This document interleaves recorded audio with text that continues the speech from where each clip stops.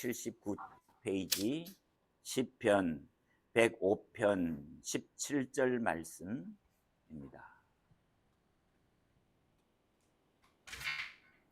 879페이지 시편 105편 17절 같이 읽읍시다. 그가 한 사람을 앞서 보내셨으며 요셉이 종으로 팔렸도다. 그의 발은 착고를 차고 그의 몸은 쇠사슬에 매였으니 곧 여호와의 말씀이 응할 때까지라. 그의 말씀이 그를 단련하였도다. 아멘. 우리가 어제 시편 119편 말씀을 묵상하면서 하나님의 은혜를 앞서야 되는 것은 분명하지만 그 은혜를 너무 과신하고 맹신하여서 나는 아무것도 안 해도 하나님이 자동으로 다 해주실 것이라고 하는 것은 성경에 대한 무지이고 오해이다. 감나무 밑에 가서 입 벌리고 있는 것이 하나님을 신뢰하는 것이 아니라 그것은 우리 인간의 게으름이고 자기 맹신이다. 그런 말씀했습니다. 오히려 다윗이 평생을 고백했던 나의 힘이신 여호와여 내가 주를 사랑하나이다. 그 나의 힘이신 여호와여 내가 주를 사랑하나이다 할 때 그 사랑은 내 인간의 노력과 의지가 아니라 아기를 키우는 엄마의 본능적인 사랑, 그런 사랑이. 그래서 오히려 하나님에 대해서 내 품성이, 내 성격이 변해서, 내 본성이 변해서 하나님을 사랑할 수밖에 없는 그런 경지, 그게 있다고 우리가 고백했습니다. 우리의 평생 소원이 아마 그런 수준이 아닌가 그랬는데, 그 수준이 저절로 되는 것이 아니고 많은 연단을 통해서 되어진다. 하나님의 말씀은 순수함으로 할 때에 그 순수하다는 것이 흙과 돌이 섞여 있는데 그 흙, 돌이 용광로 속에 들어가서 수백 도의 온도 속에서 불순물이 다 녹아 빠져나가고 순수한 금, 100%의 금만 남았을 때를 우리가 순수하다 그렇게 이야기하지 않습니까? 그런데 우리가 어떻게 그런 연단을, 단련을 이길 수 있는가? 또 왜 하나님은 우리 인간들에게 그런 고난을 허락하시는가? 따뜻한 난로가에서 아니면 시원한 에어컨을 쏘이면서 드리는 기도와 열이 100도를 넘어가서 사경을 헤맬 때에 병원에서 단말마 같이 주여라고 밖에는 고백할 수 없는 그런 지경에서 드리는 기도는 단어가 달라집니다. 내 경제 사정이 원활하게 잘 돌아가서 아무런 걱정이 없을 그때에 드리는 기도와 은행 잔고가 모자라서 어쩌면 뱅크럽을 해야 될지도 모를 때에 우리가 하나님 앞에 무릎을 꿇고 드리는 기도는 수준이 다르지요. 바로 그런 이야기입니다. 그런데 우리가 그런 좋은 예가 오늘 읽었던, 그래서 시편 119편을 건너뛰어서 105편으로 돌아왔는데요. 이 시편 105편은 이스라엘의 역사를 가르치는 것이지요. 이스라엘의 역사 속에서 하나님이 어떻게 이스라엘을 인도하셨느냐 하는 그런 역사를 가르치면서 지금 요셉의 이야기를 합니다. 요셉은 본의 아니게 나이 17살에 애굽의 노예로 팔려갔습니다. 한 5년 지나가지고는 감옥에 들어갔습니다. 그 감옥에서 요셉을 붙든 것이 무엇이냐? 그런데 우리 성경은 오늘 우리가 같이 읽었던 것처럼 그의 발은 착고를 차고 그의 몸은 쇠사슬에 매였다. 그랬는데 그의 몸은 그런데 1번 그런 주가 붙어 있죠. 그런데 그의 몸은 쇠사슬에 매였으니 그런데 그걸 직역하면은 그의 혼은 쇠사슬에 매였다. 몸만 매였는 것이 아니라 정신조차도 쇠사슬에 얽매여서 절망할 수밖에 없는, 내가 이 깊은 감옥에서 언제 헤어날 수 있을까? 언제 석방될 수 있을까? 도저히 기대할 수 없는, 평생을 아마 그 감옥에서 썩어야 될지도 모르는 이 절망적인 상황 속에서 요셉을 붙든 것이 무엇이었느냐? 하나님의 계시였다, 말씀이었다, 그 이야기입니다.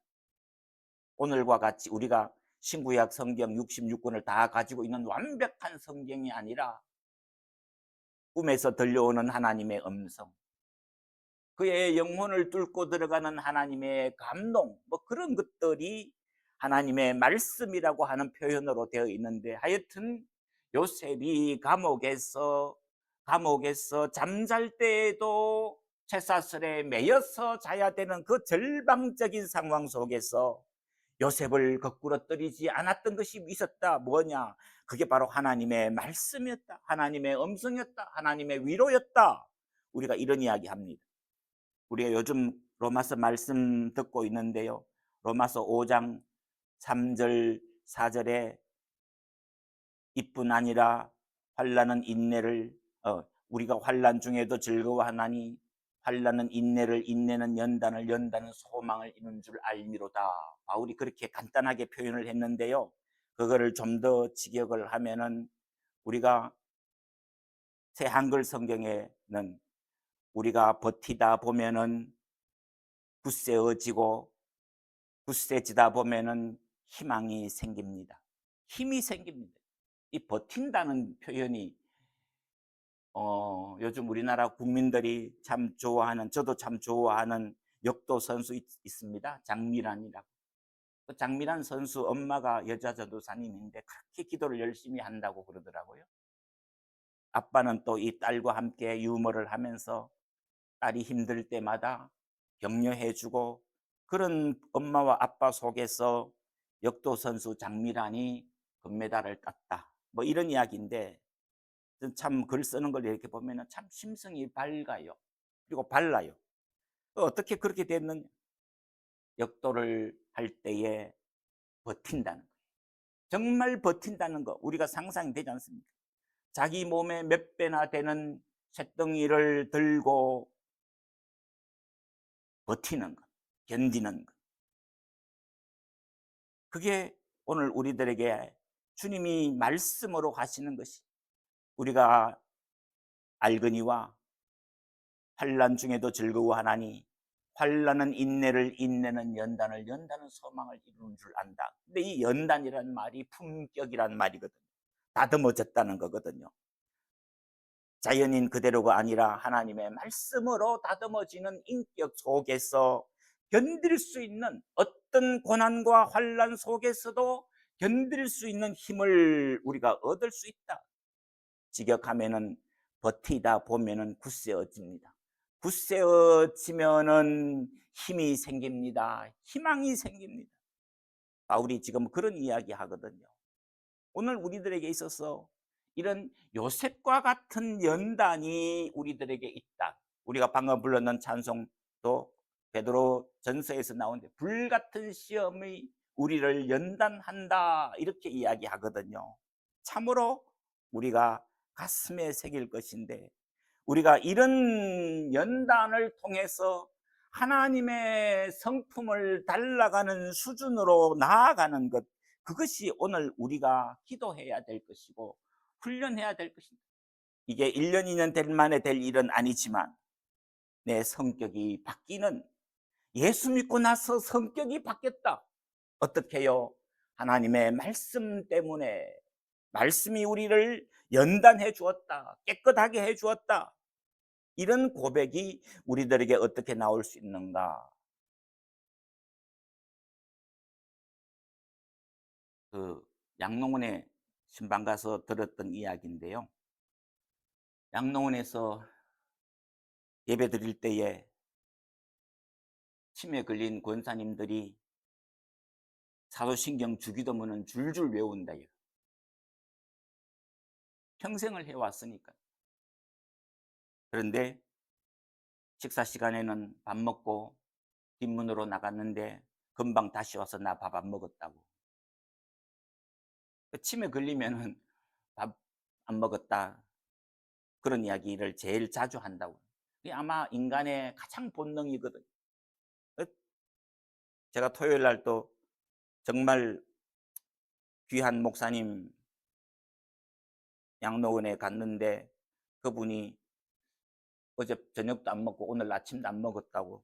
왜 안 드셨느냐고. 밥맛이 없다고. 그래서 제가 걱정이 돼서 그 따님한테 일부러 전화해서 물어봤거든요.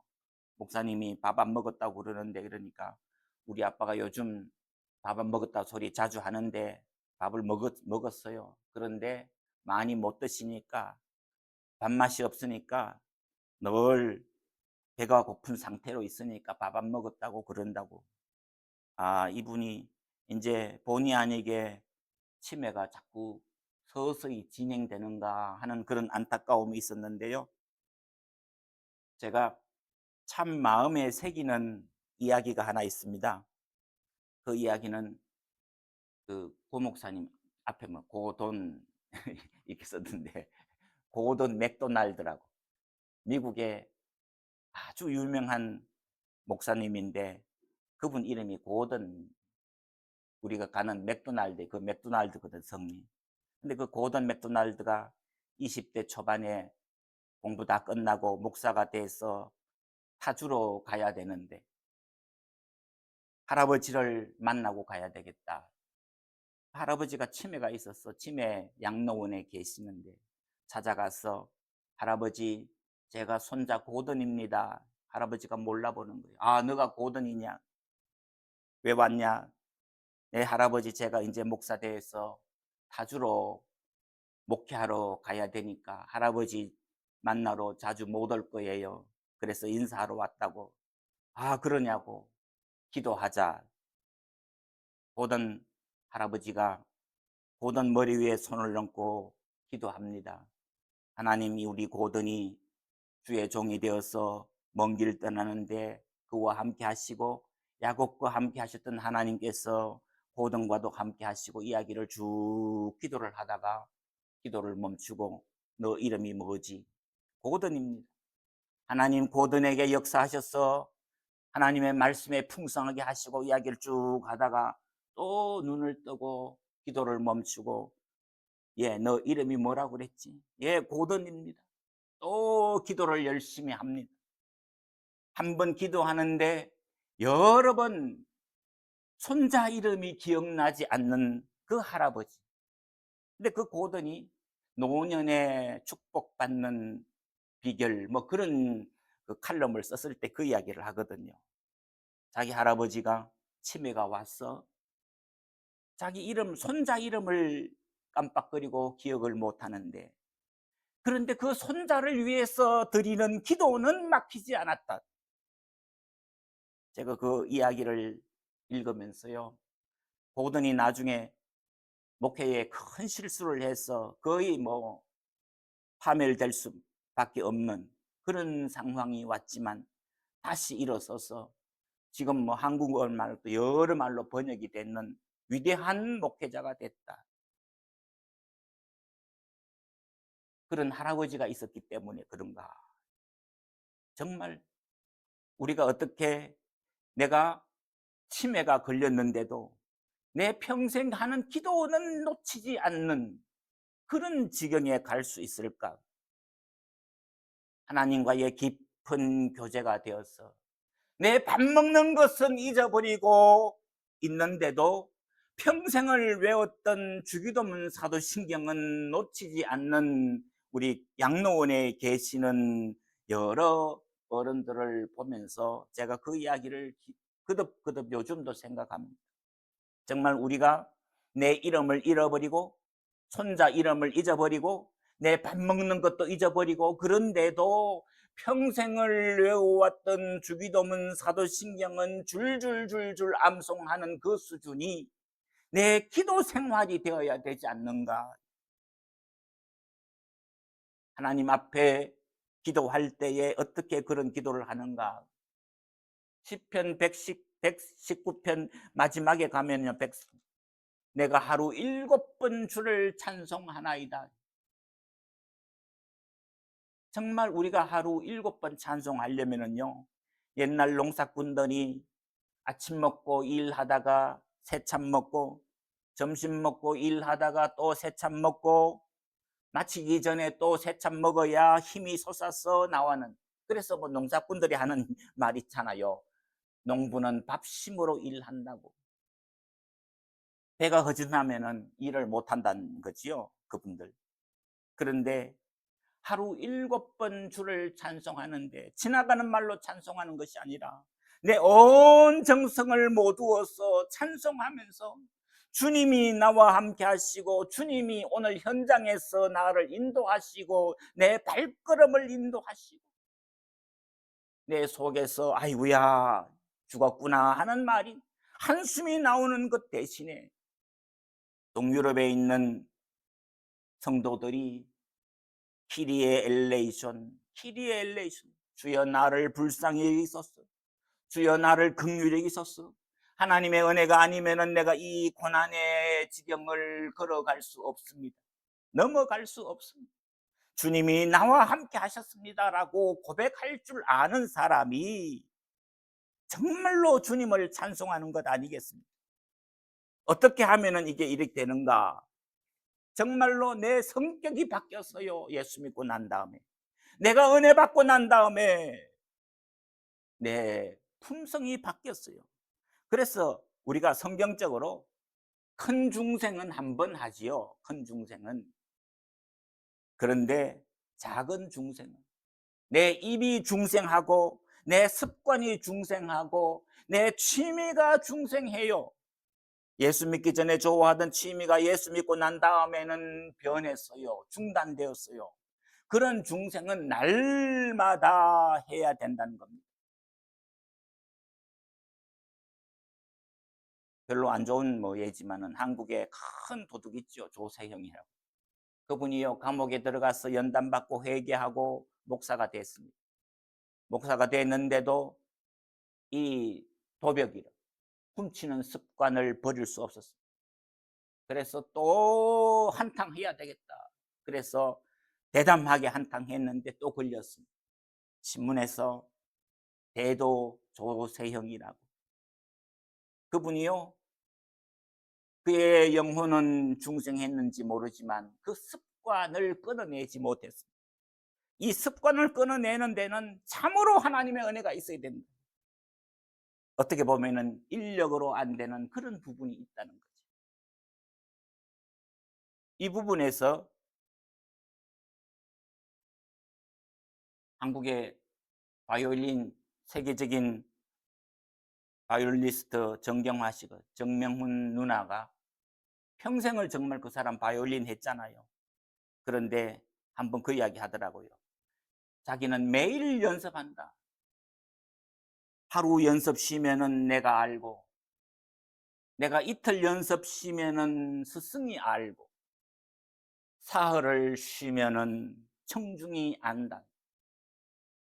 수십 년을 바이올린 연습하는 사람도 하루도 걸르지 않고 한 그것이 그를 대가로 만들어 간다. 그럼에도 불구하고 우리가 참으로 가슴에 새기게 되는 것은 노력해야 되지요. 그런데 노력으로 안 되는 일이 있습니다. 많지요. 제가 아직 가보지는 않았지만 샌프란시스코 넘어가 가지고 세코야 국립공원 있지 않습니까? 그 세코야 국립공원에 가면은 나무들이 보통 키가 100m가 넘고, 큰 나무는 남자가 12, 3명이 아마 팔을 잡아야 그 나무를 이렇게 쌀 수 있다고 그러지요. 그런데 그 사이에 이 나무가 또 중간 부분이 썩어 가지고 그 사이에 도로를 길을 만들었는데, 그 사이로 자동차가 지나갈 수 있답니다. 대단한 이야기죠. 그런데 그 나무가 제너럴 셔먼이라고, 셔먼 장군이라고 이야기했는데, 하여튼 수명이 천수백 년쯤 됐다고 우리가 예상하지요. 그런데 그 세콰이어 나무가 어떻게 100m가 넘는데도 살아갈 수 있느냐? 과학적으로 설명하면은, 그 삼투압의 원리 따르면은 나무가 100m가 되면은 이 뿌리에 있는 물기를 빨아 올려 가지고는 나무 끝에까지 도달할 수가 없답니다. 그런데도 그 나무들이 죽지 않고 살아 있는 것은, 샌프란시스코 옆 지나 가지고 태평양 바다가 있잖아요. 그 태평양 바다에서 올라오는 바닷물이 수증기가 돼서 구름을 형성하는데, 그 수증기에서 내려오는 물기가, 이슬이 이 나무들 위에 내려앉는다는 거예요. 제가 그 설명 들으면서 하나님의 은혜가 바로 저런 거구나. 호세아 14장 5절에도 이스라엘에게는 내가 이슬과 같으리니, 그런 이야기 하지. 아침에 사막 지역에서 식물들이 살아날 수 있는 것은, 사슴이 물이 없는데 사슴이 물을 먹을 수 있는 것이 나무에 맺혀 있는 이슬의 물을 핥아 먹으면서 사슴이 살아갈 수 있다. 어제 우리가 읽던 것처럼 내가 입을 열고 헐떡였다면 한 모금의 물을 마시기 위해서 내가 헐떡거리는 것처럼, 하나님이여 사슴이 시냇물을 갈급해 함과 같이 내 영혼이 주를 갈급해 하나이다. 아침에 일어나서 하나님 오늘 또 일어나게 해주셨군요. 하나님 오늘 또 나에게 햇빛을 볼 수 있게 해주셨군요. 하나님 오늘 또 나에게 복된 하루를 허락해 주셨군요 라고 하는 고백이 습관처럼 나와야 된다는 것이지요. 우리가 어떻게 그럴 수 있을까?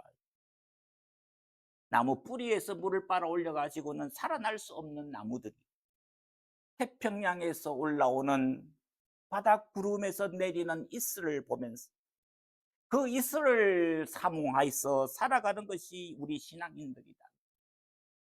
오늘 아침에도 이슬이 내리는데 그 이슬을 맞으면서 하나님의 은혜군, 하나님의 생명수이군요라고 고백할 줄 아는 사람, 그것이 우리 신앙인들이다. 하나님, 이 아침에도 복된 하루를 주셨는데 내가 주님과 함께 주님을 호흡하면서 주님을 찬송하면서, 그런데 많은 숫자가, 스펄전이 그 이야기 했어요. 하루 7번이 아니라 7일에 한 번 찬송하는 것도 힘든 사람들이 오늘 현실 아닌가. 참으로 우리가 가슴을 치면서, 그래서 다윗이 고백했지요. 나의 대적들이 주의 말씀을 잊어버리므로 내가 열성이 나를 삼켰다. 하나님에 대한 기억을 잊어버리면서 하나님에 대한 사랑도 중단될 수밖에 없는 이런 것이 우리 인간인데, 아니요, 하늘로부터 내려오는 은혜를 우리가 힘입어야 됩니다. 정말 하나님이 도우셔야 모든 것이 은혜롭게 진행된다는 이 고백이 우리의 신앙의 고백, 삶의 고백이 되는 복된 성도들 되시기를 소원합니다. 기도하십시다. 하나님 아버지, 이 아침에도 주께서 우리에게 말씀해 주시는데, 감옥에 갇힌 몸은 쇠사슬에 얽매인 요셉에게 주의 계시의 음성이 들려져서 요셉을 마침내 석방하고 하나님의 일꾼 삼으시던 그 하나님, 오늘 우리의 몸에, 우리의 마음에 얽힌 쇠사슬도 내려놓게 하시고 풀려지게 하시고, 하나님을 의지함으로 하나님을 찬송하며 하나님의 음성을 들을 수 있는 복된 성도들, 오늘 복된 하루 되게 하여 주옵소서. 우리 구주 예수님 이름으로 간절히 기도하옵나이다. 아멘.